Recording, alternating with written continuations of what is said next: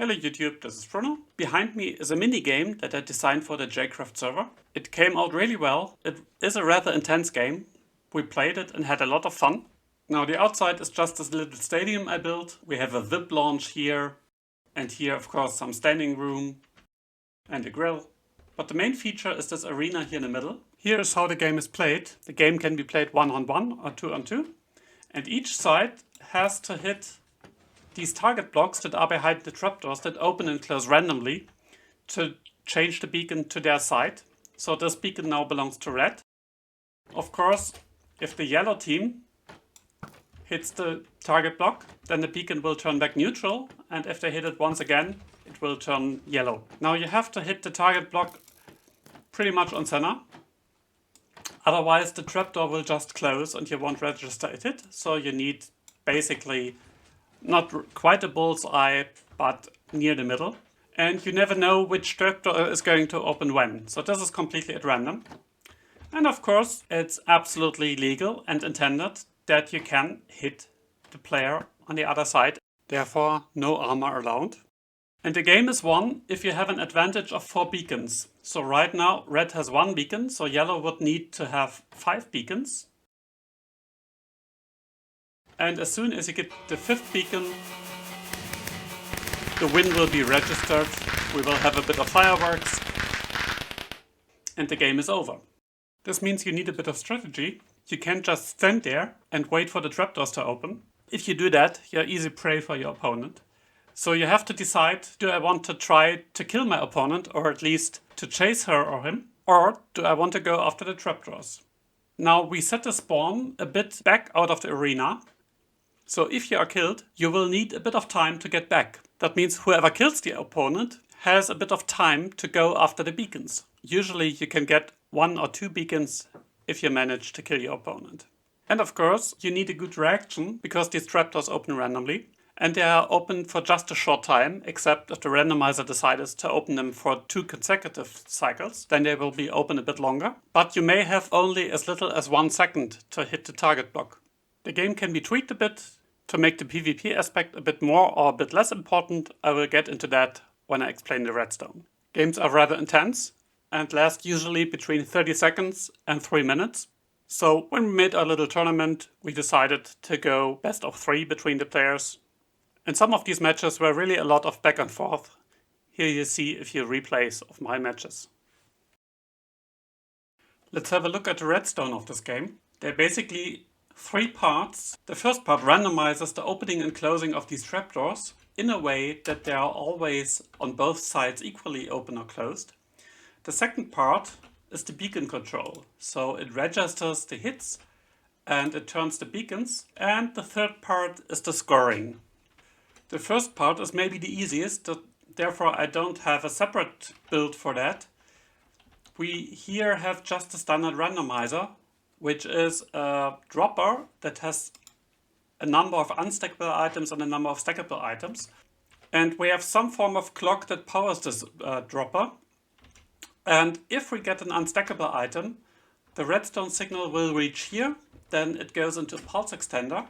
And this opens the trapdoor. So there's a redstone torch in there. If we have a redstone signal here, then the trapdoor will be open. Now let's have a look at the beacon control system. Basically, that's the whole idea of it. So we have 2 inputs, which will be the hits that register. We have 2 droppers facing, one dropper facing into the other and the other facing into like a hopper connection. And we have 2 unstackable items, wooden swords, anything unstackable. If the distribution is 1-to-1, then both of these comparators will read the same signal. And here this is on subtract mode. Here we won't have a signal. On the other side, the redstone torch will be off because we have a signal, so we don't have any outputs. So these like correspond to the redstone outputs, and this would be enabled if red has the beacon, and this would be enabled if yellow has the beacon. Now, if yellow scores a hit, then 1 item goes over here. So we have both items in this dropper. And then this subtract mode has nothing to subtract, and clearly we have a signal here. If red scores a hit, then the item will be transported via these hoppers into the other dropper, and we will have once again equality. And if red scores another hit, then we have no longer any item in there. Therefore the redstone torch becomes enabled and this lamp will go on. This is the basic circuit. Unfortunately, it's fairly slow if we have a red hit. The yellow hit registers fairly fast, but the red hit almost a second of delay because it takes 0.8 seconds to go through these hoppers here. And that's why we use a slightly different variant here. We have made two changes here.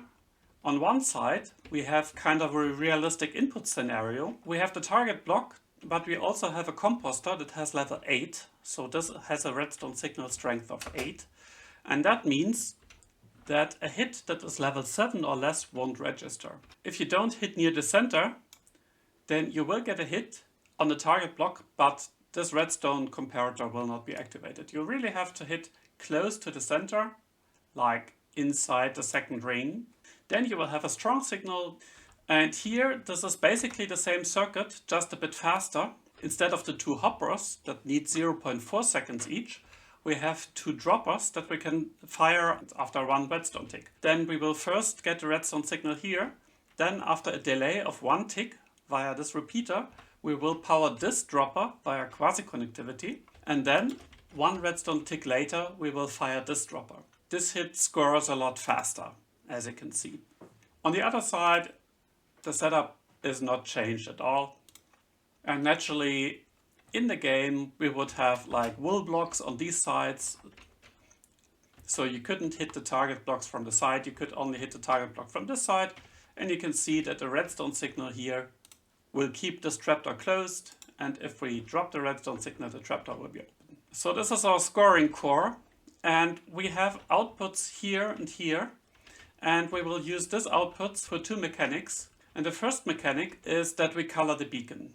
So here again, you see the same redstone circuit. It's exactly the same redstone circuit. But instead of a redstone lamp, we take the output at this block and have a piston push this glass over the beacon. The other output was this redstone lamp here, and this goes into these blocks. Now if you register a hit, say like this, the beacon is no longer colored, and here we have items in both of these droppers.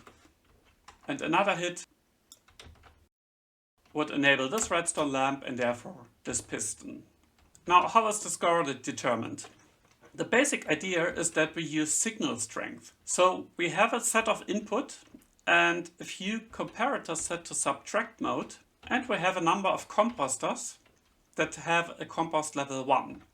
So that means if we extend this piston, we will reduce the signal strength by 1. Let's just, to show, use the a bit more laggy variant with redstone, just for this video. So you can see the redstone level. Now the basic idea is that whenever a red has a beacon, then the redstone level is decreased, because if we enable a red beacon, we push one of the composters here in the way, and we will reduce the signal strength once more. So as you can see, at the end, we have signal strength 9. However, if red captures a beacon, then the signal strength drops to 8, because we push another composter in place and reduce the signal by 1. If red scores a second beacon, then we reduce the signal strength down to 7. So I made this far less compact than possible and used a few redstone lines, so just that you can see the signal strength. This is a vanilla tweaks package, by the way, that displays the redstone strength. It's very helpful to understand a contraption like this. So we take the output level to two sides, and on one side we measure if it's 6 or lower. And then we will enable this lamp, and this means red has won. So here, let's say our winning condition is red needs all 3 beacons. So let's enable the last beacon. And as you can see, this lamp lights up. Here we just have a barrel with a few unstackable items that gives a redstone level of 6.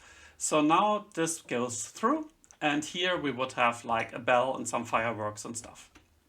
And on the other side, we measure if the signal is 12 or higher, because this is the comparator will compare this signal to the level 12 that it gets from here and activate this lamp if we have level 12. So if yellow has all the beacons,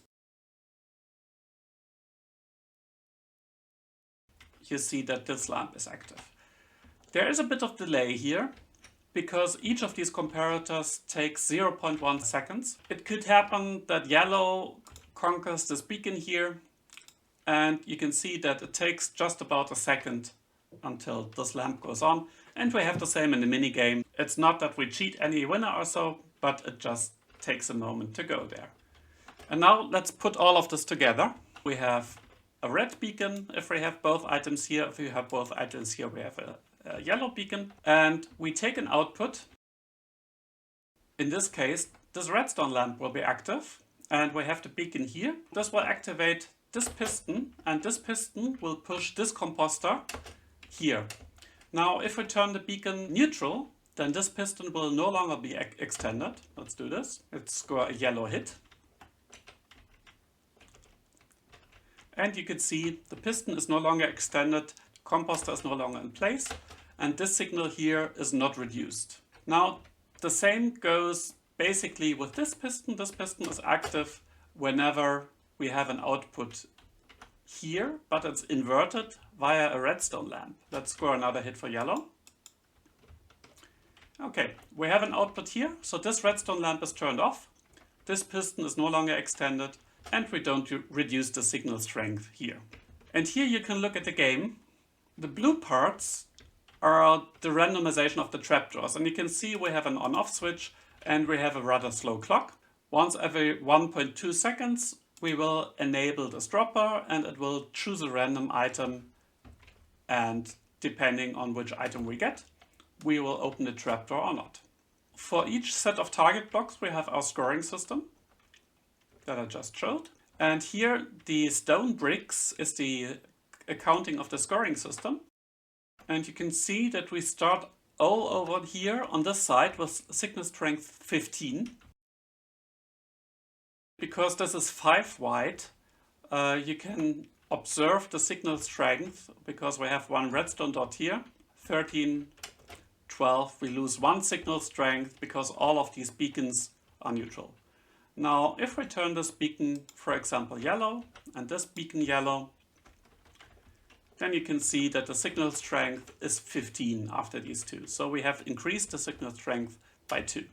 And at the end, we have exactly the same circuit that decides a winner. So if all beacons are neutral, we have a signal strength of 8, and we need a difference of 4 to win. So if the signal strength is 4 or lower, then red wins. If the signal strength is 12 or higher, then yellow wins. And if somebody wins, this will hit a bell and a dispenser with fireworks. Let's say yellow wins. Yellow scores the last beacon.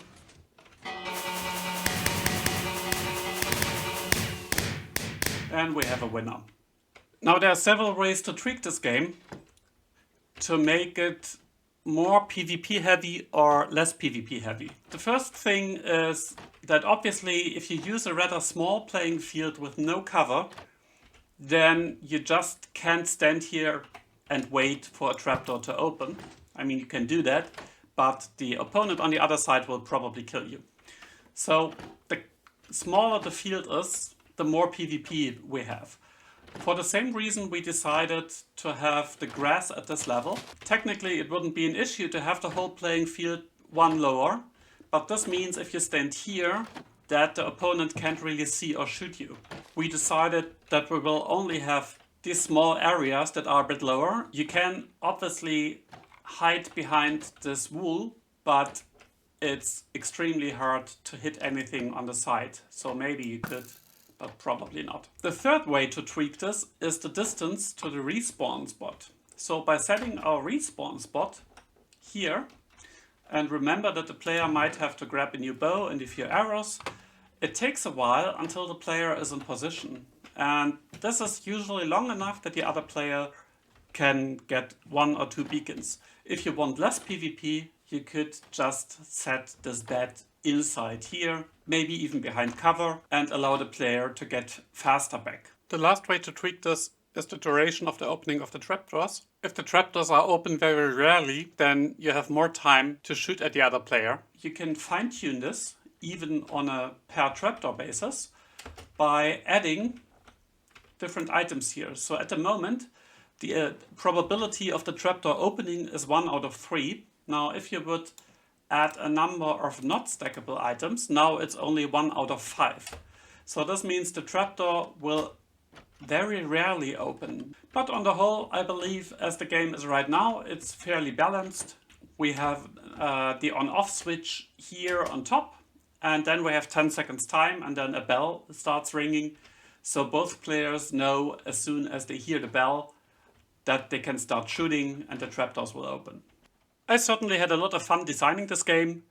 We played roughly half of our games, and it already turned out that we have some very good players in it and some very bad players. I belong to the very bad players. I guess my ability lay more in creating redstone contraptions than PvP. Again, it was tremendous fun, and I can't wait to see who wins the whole shebang. The world download is in the description. You should be able to construct this game in any Minecraft version starting with version 16, where we got the target blocks. Due to quasi-connectivity and all, it will work only in Java edition. So if you want to do this on Bedrock, you would probably have to replace the beacon scoring unit. Thanks for watching. Leave a like if you enjoyed this video, and I'm saying goodbye from this beautiful stadium. See you next time. Bye bye.